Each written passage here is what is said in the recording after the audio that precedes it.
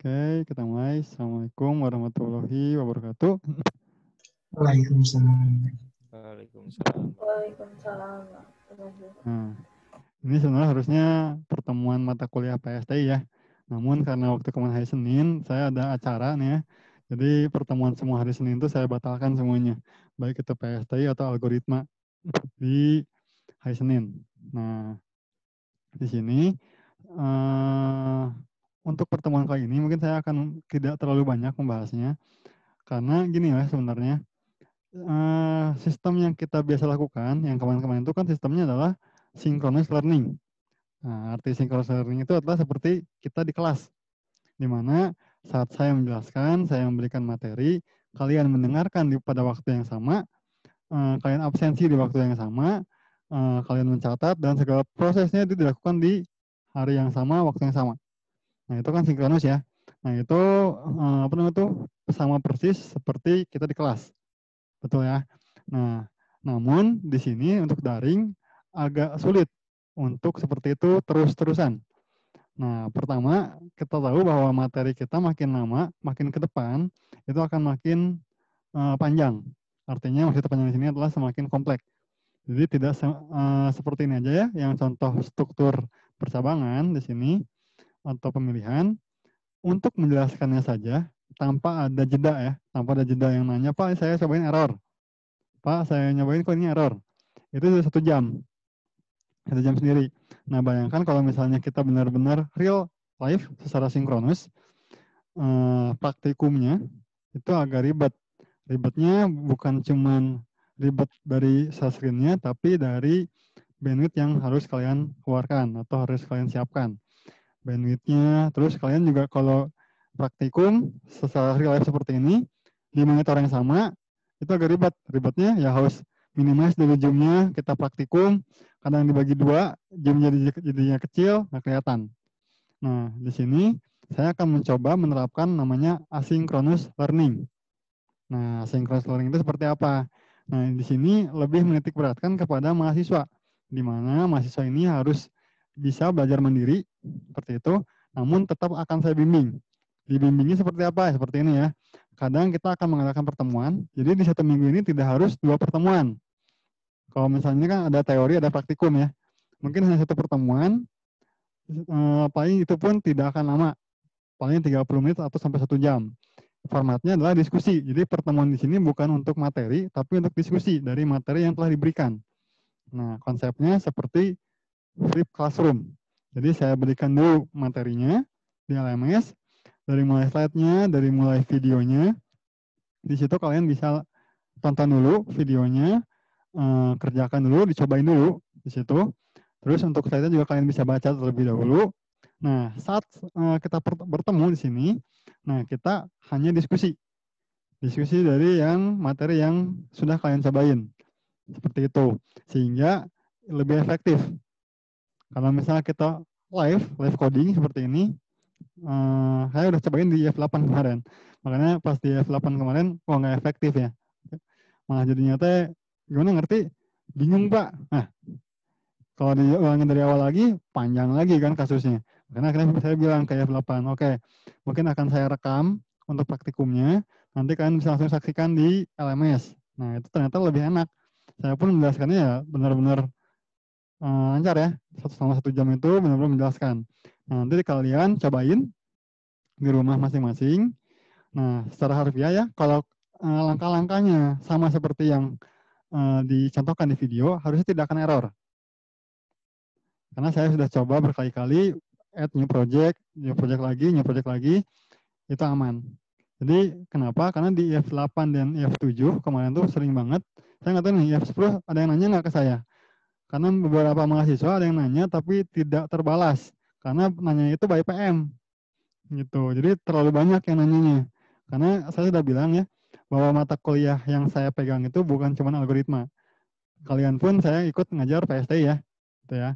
Jadi untuk semester ini saya ngajar 5 mata kuliah. Seperti ini. Jadi kalau misalnya tiap mata kuliah nanyanya by PM, itu ribet. Nah, kenapa dibuatkan grup? Nah, disitulah kita fungsinya grup itu untuk berdiskusi. Nah, berdiskusi ini bukan berarti harus nunggu saya yang memulai atau harus saya yang jawab. Kayak gitu. Konsepnya, jika ada yang bertanya dan ada teman kalian yang mampu atau bisa membantu menjawab, ya itu harus bantu juga gitu. Jadi saling sharing lah di situ. Oke ya. Nah, jadi konsep nanti ke depannya kita akan gunakan hybrid, yaitu synchronous learning dan juga asynchronous learning. Seperti itu ya. Nah, sistem materinya akan saya selalu upload di LMS sebelum perkuliahan dimulai. Berarti kalau misalkan hari Senin, berarti hari Minggu atau Senin pagi sudah saya upload. Seperti itu ya. Jadi maksimal Senin pagi lah saya udah upload materinya di LMS untuk bisa kalian pelajari. Jadi pas kita bertemu, kita benar-benar hanya diskusi. Nah, untuk ini materi yang percabangan udah dicobain belum? Ada yang sudah mencoba untuk materi percabangan? Sudah. Ada gimana? Ada yang ditanyakan nggak untuk percabangan di sini? Jadi percabangan di sini ya untuk di algoritma dan di Pascal ada dua. Ada if, ada case. Mungkin di beberapa pemrograman sama ya. Hanya ada dua, ada yang if, ada yang case. Di mana kondisinya kapan kita menggunakan if, kapan kita menggunakan case. Nah, case di sini dia spesifik. Spesifiknya adalah jika if-nya itu sudah panjang banget nih, bersarang. Ada if lagi, if lagi, if lagi. Nah, itu kita dapat mempermudah dengan menggunakan fungsi case. Itu.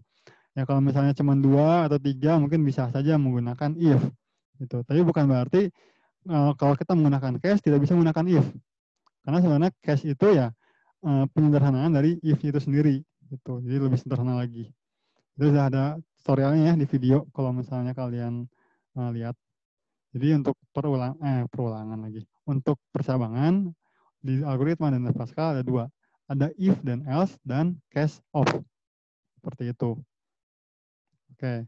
Ada lagi selain Sansan yang mencoba? Pak, kalau Ya. misalnya percabangannya apa spesifik tapi saya masih pakai if else boleh nggak? Nggak apa-apa, nggak ada masalah. Itu kan sebenarnya mah ini ya. Kapan kita if dan case itu kan kayak sebuah metode ya. Contohnya gini lah, kalau kita mau telepon seseorang ya misalnya, kan kita bisa ya telepon by WA. Ada telepon yang telepon biasa ya, reguler, by phone. Tapi kan tujuannya sama ya, sama-sama menelepon. Masalahnya kita harus bisa menghubungi seseorang. Bisa by WA, bisa by telepon reguler. Apa yang dipilihnya? Ya tergantung kita kebutuhannya. Mau by WA atau by ini sama-sama memecahkan masalah untuk menelepon. Nanti pun sama. Untuk percabangan, apakah kalian mau menyelesaikan menggunakan if atau menggunakan case itu bebas. Intinya apa? Intinya masalah tersebut dapat terselesaikan. Itu aja. Nggak jadi masalah kok. Cuma kan saya terangkan bahwa percabangan di algoritma itu ada dua. Ada if, ada case. Tuh. Oke? Bagus pertanyaannya. Ada lagi? Soalnya seumur umur gak pernah pakai case, Pak. Nanti akan kerasa nanti pas dibuat menu ya, struktur menu. Nanti akan saya jelaskan di minggu depan, sekaligus perulangan ya. Itu. Memang jarang sih yang pakai case ya. Saya pun rata-rata menggunakannya if. Cuman kalau misalnya pas apa ya namanya tuh ya, pas percabangannya banyak, itu pakai case itu lebih mudah sebenarnya. Nanti bikin akan dibahas nanti pasti perulangan. Jadi bukan berarti pakai if nggak boleh, nggak. Bebas kok itu, tidak dilarang. Oke, ada lagi yang mencoba? Sudah mencoba, lalu bagaimana kesan-kesannya setelah mencoba? Jadi untuk bisa lebih memahami lagi untuk materi, mungkin kalian bisa mencari lebih banyak kasus. Itu sebenarnya dari situ ya. Jadi untuk belajar itu ya harus sering-sering berlatih, sering-sering mencoba, sering-sering mencari banyak kasus. Karena output dari mata kuliah ini itu bukan kalian jago coding, bukan. Tapi kita mampu menyelesaikan masalah secara logis menggunakan notasi algoritmik. Seperti itu ya. Jadi kita bisa berpikir logis nih. Ada masalah A, logikanya gimana sih cara menyelesaikan masalahnya gitu. Entah secara runut, entah secara percabangan. Atau mungkin nanti perulangan atau yang lain lagi. Menggunakan array, menggunakan lain-lain. Terus. Nah, sehingga kalau kalian udah bisa di algoritmanya, udah bisa berpikir logis, mau kalian ubah algoritma tersebut menggunakan bahasa apapun, itu akan mudah. Gitu. Tinggal kalian pelajari aja gitu. Pelajari bahasa ini kalau untuk perulangan seperti apa sih? Skemanya seperti apa? Gitu. Kalau untuk percabangan bagaimana, perulangan bagaimana, untuk definisi arraynya seperti apa. Sebetulnya kita gini ya, pas ada masalah, oh ini harusnya pakai array nih. Terus si customer atau user, saya pengennya pakai bahasa PHP. Ya, tinggal pelajari kan, array di PHP bagaimana sih implementasinya. Tinggal cari. Lalu dapat. Tapi kan kalian dapat nih, oh ini masalah ini bisa diselesaikan dengan array. Nah, kalian konversikan algoritma yang sudah kalian susun ke dalam bahasa PHP seperti yang diminta oleh user atau yang dibutuhkan oleh user. Jadi Dev Pascal ini bukan berarti algoritma harus dipecahkan dengan Dev Pascal, enggak seperti itu. Dev Pascal itu salah satu compilernya. Jadi kita cobain yang dasarnya, yaitu Dev Pascal. Karena nanti di semester berikutnya ada pemrograman lanjut. Langsung berikutnya lagi ada pemrograman dasar, langsung pemrograman lanjut. Itu beda lagi bahasa pemrogramannya. Cuman kalau misalnya kalian udah ajak di algoritmanya di sini, udah kuat berpikir logisnya, itu ke pemrograman dasar, pemrograman lanjut itu mudah. Bahkan untuk ke depan-depannya itu udah gampang. Makanya semester 1 ini rata-rata adalah mata kuliah dasar sebenarnya.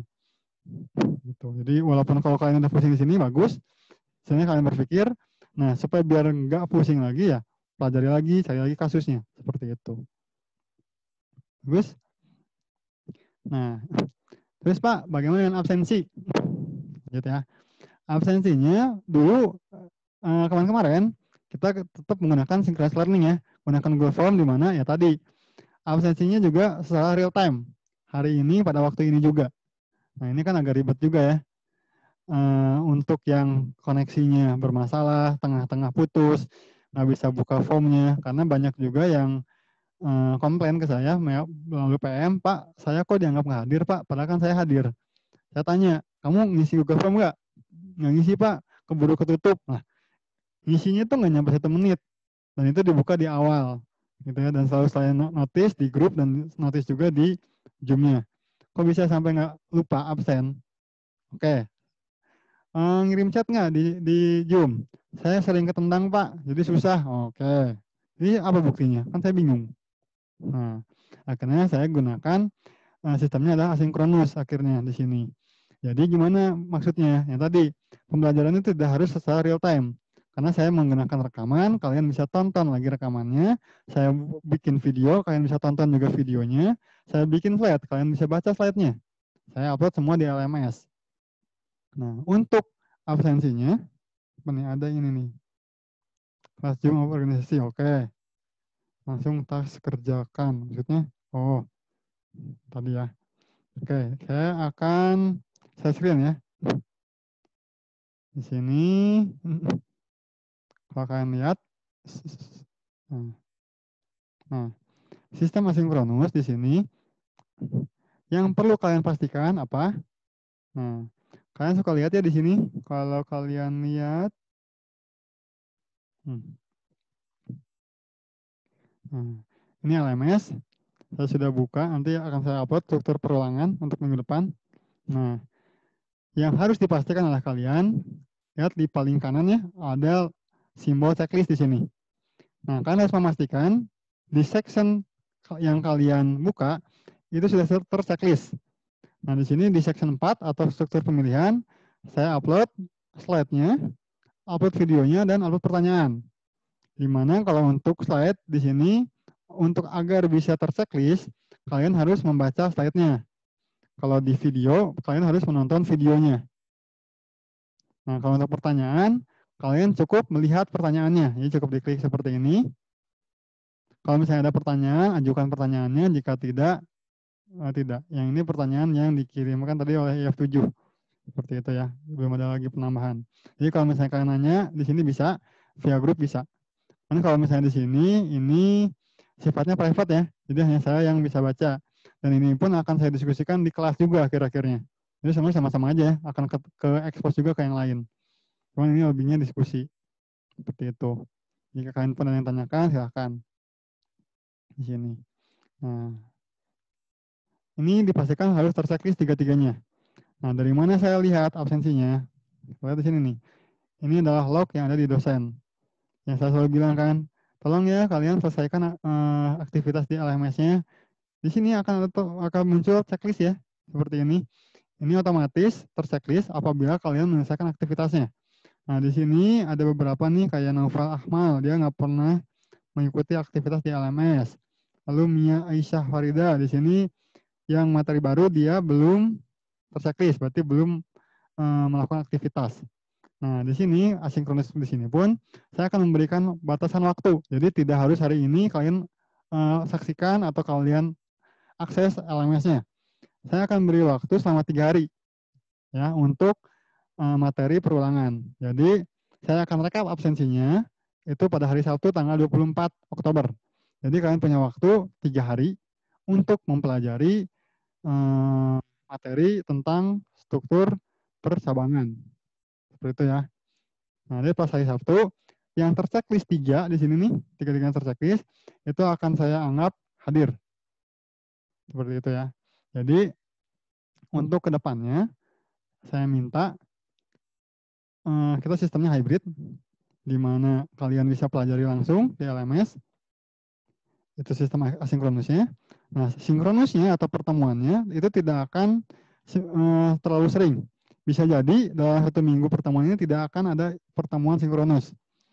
Yang tadi alasannya, pertama bandwidth, kedua juga kalian akan bosan. Karena materi-materi berikutnya itu akan lebih panjang lagi penjelasannya.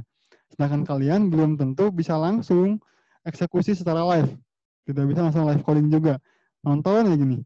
Itu pertama jenuh juga ya. Bosan gitu nonton. Ya, ini codingannya gimana gitu kan. Pertama juga panik. Ini kalau gue nggak bisa gimana gitu kan. Nah, kalau via video, kalian tonton dulu.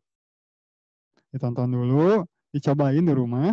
Kalau ada error, nah pas diskusi, nah, keluarkan nih unek-uneknya. Pak, saya error Pak di sini. Pak, di sini kenapa nggak jalan Pak? Nah, itu di apa ini? Oh, ini beda. Karena yang minggu kemarin itu kita pakainya sinkronus. Jadi masih sinkronus, jadi harus di checklist manual. Jadi kalian yang checklistnya.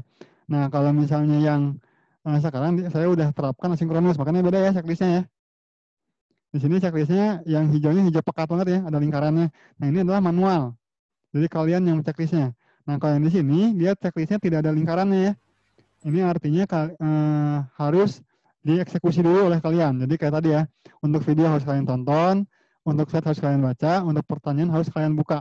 Nah, itu yang akan menentukan bahwa dia akan terchecklist.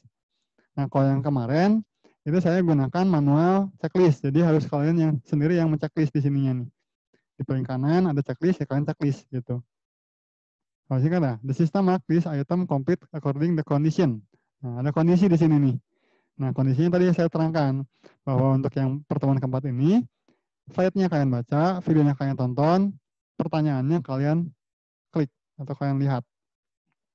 Ini ada di belakang ya, untuk kondisinya. Seperti itu. Oke. Jadi harus manual sendiri ya. Ya, untuk yang pertemuan-pertemuan kemarin, itu tidak semuanya sinkronus. Jadi ada beberapa yang harus kalian checklist manual. Berarti kalian checklist manual ya. Tapi nah itu kan kalau kemarin kan absensinya bukan dari sini ya, bukan dari LMS, tapi dari Google Form. Jadi mau dicek ataupun tidak, itu terserah dari kalian. Itu menunjukkan bahwa kalian melakukan aktivitas di LMS. Itu juga yang akan jadi penilaian. Seperti itu ya di sini. Jadi usahakan sih checklist saja ya, checklist secara manual. Oke? Nah, untuk pertemuan kali ini, bagaimana? Apakah ada pertanyaan nih? Kalau ada yang belum mencoba untuk percabangan, kalian cobain. Ada waktu 3 hari nih ya, buat kalian coba. Nanti hari Senin kita akan pertemuan lagi secara sinkronus untuk pertemuannya. Tidak akan lama. Kita sama-sama benar-benar hanya benar-benar diskusi. Seperti itu. Kalian tanyakan untuk pertemuan kali ini. Jadi kalau menurut saya ini akan lebih nyaman ke kalian. Nyamannya gimana Pak? Kalau di video, kalian lagi tonton, pas kalian mau coba coding, bisa di-pause ya. Di-pause, sudah itu ditiru atau mungkin diikuti ya. Kalau misalnya kita live, saya coding, yang saya udah beres, yang teman kalian udah beres, ada satu teman kalian, Pak, saya belum Pak yang atasnya. Nah, akhirnya yang teman kalian yang udah harus nungguin teman kalian yang belum. Jadi akhirnya yang asalnya 1 jam mungkin bisa lebih banget. Kita tidak akan mungkin bisa murni synchronous learning untuk mata kuliah praktikum. Itu akan terlalu banyak memakan biaya ya, biaya bandwidth, biaya waktu, dan juga kalian lelah ya, ini udah malam, dan kalian harus kuliah juga kan, dari pulang kerja langsung kuliah gitu. Nah kalau gunakan asinkronus, kalian bisa tonton kapanpun. Namun untuk absensinya, saya beri waktu 3 hari. Ini minimal kalian harus melaksanakan aktivitasnya selama 3 hari tersebut. Gitu. Ya kalau misalkan mau ulangi lagi, ya ulangi lagi. Itulah salah satu kelebihan sistem online atau asinkronus. Nah kalau sistem sinkronus, di kelas murni ya, materi disampaikan, pas kalian nggak ngerti, kalian tanyakan pada waktu itu, pas kalian ingin mengulang, susah. Kenapa? Ya karena tidak ada rekamannya ya kalau di kelas. Kalau sistem online ya ada rekamannya. Jadi saya pikir saya akan gunakan konsep hybrid untuk pembelajarannya. Jadi kita beradaptasi ya dengan kondisi seperti ini. Harus terus-terusan beradaptasi. Seperti itu. Jadi untuk di aktivitas itu akan menjadi 2 absensi. Absensi materi dan absensi untuk praktikumnya. Gitu. Oke? Kalian tanyakan?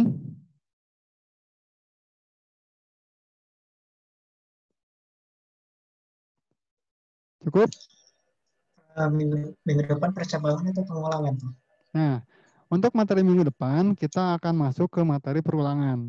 Nah, perulangan di sini ada 3 di algoritma itu.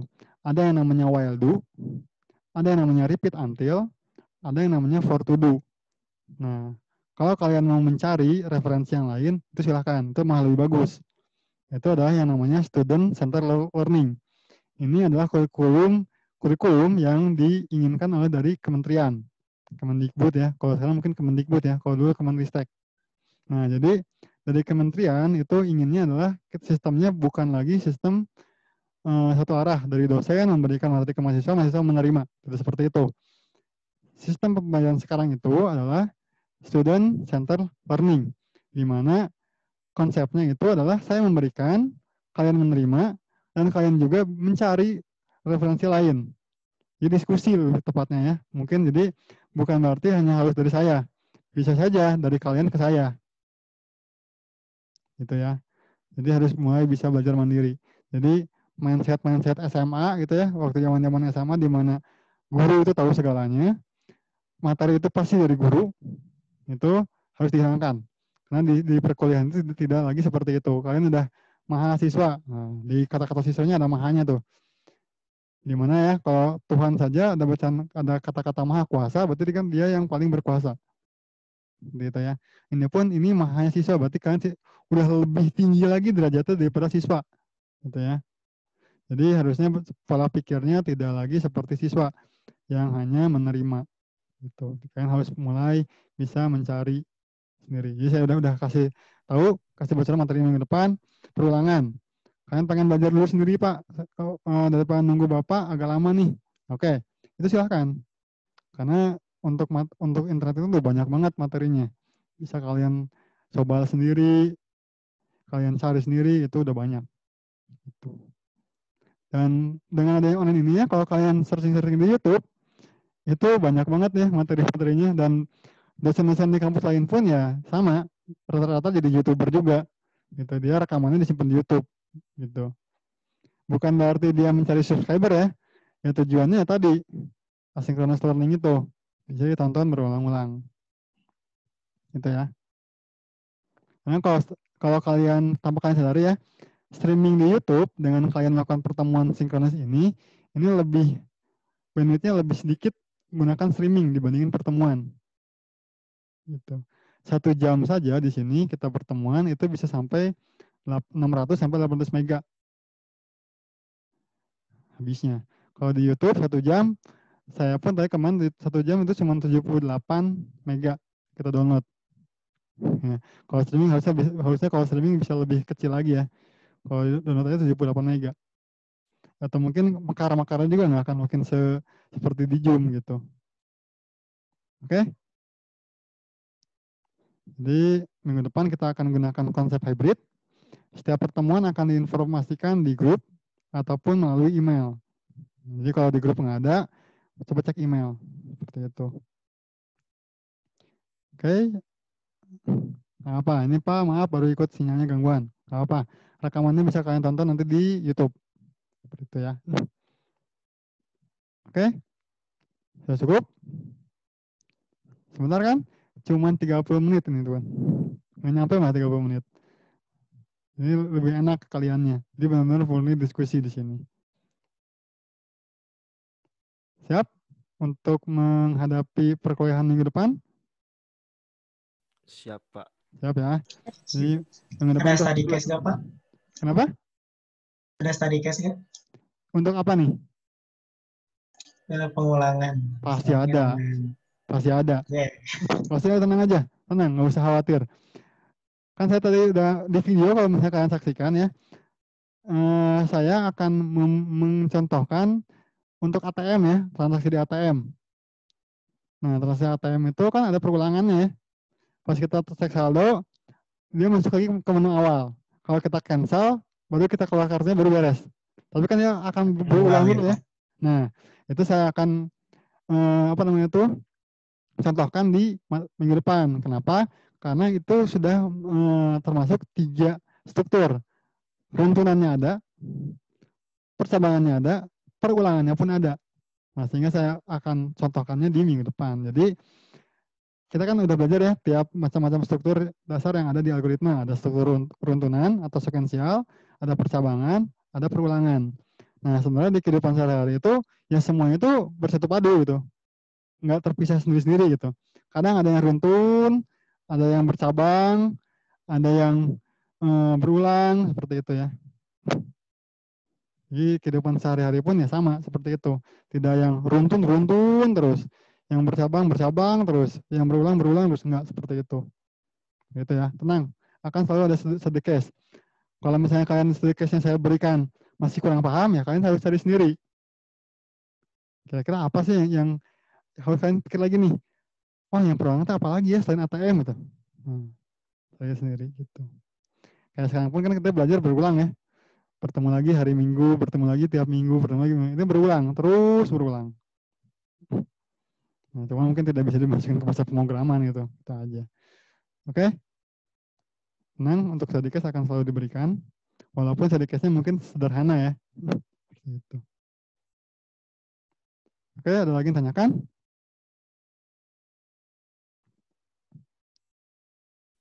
Pak, izin bertanya, Pak. Ya, silahkan.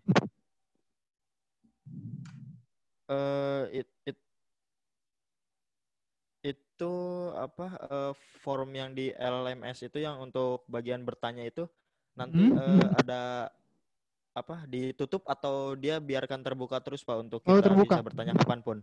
Terbuka, bisa bertanya kapanpun. Cuman resikonya apa? Ya kayak gini ya. Misalnya saya minggu ini atau minggu depan ya, minggu depan perulangan. Mungkin akan saya masih buka itu yang percabangan. Nah, tapi pas minggu depannya lagi, pas masuk ke array atau ke materi apapun, misalnya, itu mungkin yang saya buka pertanyaannya itu nggak semua di section dibuka gitu. Pasti yang saya buka adalah materi sebelumnya atau minggu lalu. Makanya saya mungkin lebih menyarankan kalau untuk bertanya gunakan grup di WhatsApp ya. Jadi bukan berarti kan nggak boleh PM ya, cuman yang kembali kalau di PM khawatirnya saya buka saya lupa balas. Karena kalau di PM ya kalian hanya berharapkan balasan dari saya. Nah, kalau via grup itu tidak harus selalu saya yang membalas. Kalau teman kalian bisa bantu ya, teman kalian bisa bantu. Bantulah temennya. Jadi kita sharing gitu di situ, grup itu. Jadi di situ kita harus menahan ego. Tidak ada yang namanya lebih pintar, tidak ada yang namanya lebih bodoh. Jadi tidak ada yang kasarnya untuk malu-malu bertanya. Jadi kan malu bertanya sesat di jalan. Misalnya seperti itu ya. Jadi bertanya aja. Justru kalau misalnya ada yang mentertawakan kalian bertanya, itu akan saya lihat siapa yang tertawain. Walaupun pertanyaannya asumsinya pertanyaan dasar ya, misalnya, Pak ini kenapa error? Langsung ada orang nih yang jago, gitu aja error. Itu kan titik koma, nah. Itu berarti merendahkan ya. Yang seperti itu mungkin dia jago gitu, atau mungkin dia udah mempelajari mungkin dari SMK-nya udah SMK informatika gitu. Tapi pas yang SMA kan belum belajar yang kayak gini gitu ya. Ini kan tidak ada istilahnya yang lebih pintar di sini. Kita harus sama-sama berendah gitu. Saya pun kalau setiap mengajar tidak selalu merasa lebih pintar. Kalau misalnya saya salah, saya akan bilang saya salah. Gitu. Oke? Jadi Baik, Kak. usahakan kalau bertanya pakai LMS boleh. Cuman ya tadi khawatirnya ya yang saya buka itu untuk pertemuan minggu ini ya minggu yang kemarin, minggu depan berarti minggu yang ini. Jadi akan lebih enak gunakan grup. Jadi diskusinya di grup, di LMS kita pakai, kita gunakan semuanya fasilitasnya. Oke, bagus. Ada lagi?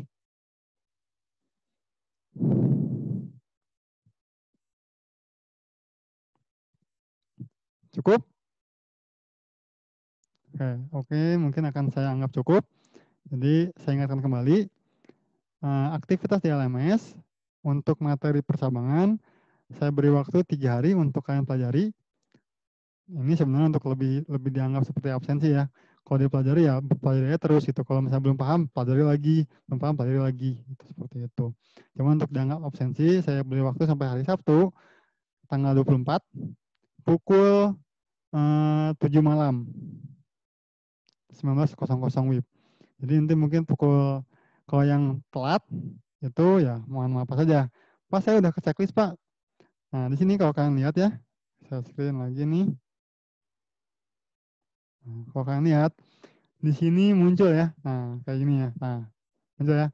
Ahmad Hafidzi. Slide materi struktur pemilihan. Complete task day.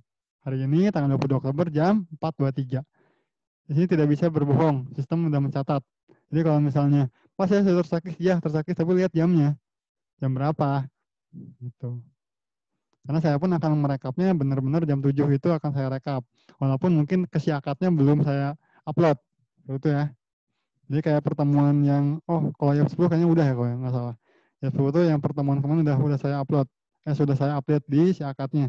Jadi tinggal dikonfirmasi saja di email yang masuk ke kalian. Seperti itu. Oke? Oke.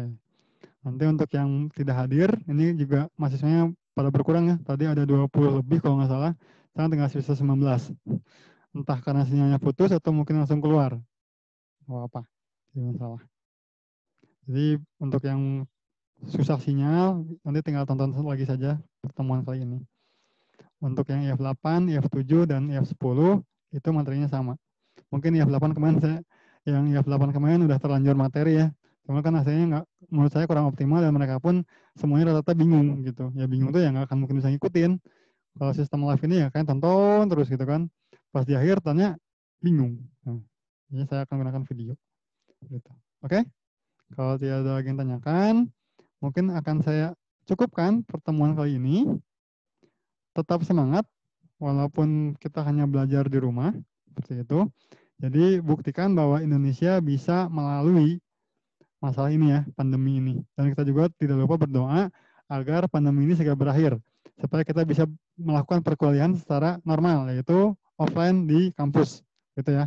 Karena lebih nyaman di kampus ya, dibandingin online. Gitu ya. Maka kita harus buktikan bahwa walaupun dengan segala keterbatasannya, kita bisa melaluinya. Oke? Tetap semangat dan jaga kesehatan. Terima kasih atas kehadirannya. Mohon maaf apabila masih banyak kekurangan dalam penyampaiannya. Wassalamualaikum warahmatullahi wabarakatuh.